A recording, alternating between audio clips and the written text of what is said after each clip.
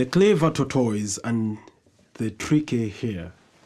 Once upon a time in a forest in West Africa, a hare and a tortoise lived together. The hare was always boasting about his speed and making fun of the tortoise for being slow.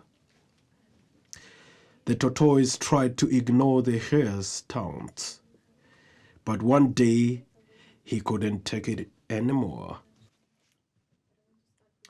"Let's have a race," said the tortoise.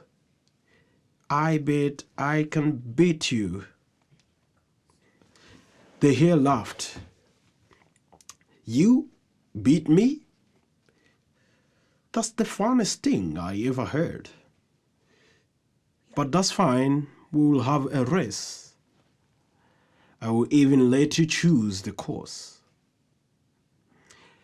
The tortoise thought for a moment and then said, "Let's race to the big tree on the other side of the forest. But we will have to cross a river to get there." The hare agreed, and the race was set for the next day. The hare was so confident of his victory that he didn't bother to practice or prepare in any way. The next morning, the hare and the tortoise lined up at the starting line. The signal was given and the hare shot off like a rocket. He ran so fast that he soon disappeared from the sight.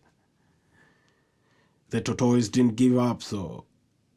He plodded along steadily, never stopping, never slowing down. He crossed the river and kept going, edging ever closer to the big tree. Meanwhile, the hare was feeling pretty good about himself.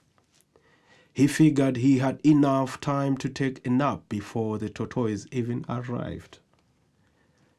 So he laid on by the side of the path and dozed off. When he woke up, he realized to his horror that the tortoise was nowhere in sight. He ran as fast as he could, but it was too late. The tortoise had already reached the big tree. The hare was humbled and embarrassed. He had learned the hard way that arrogance and complacency can lead to defeat, and that even the slow and the steady can win the race.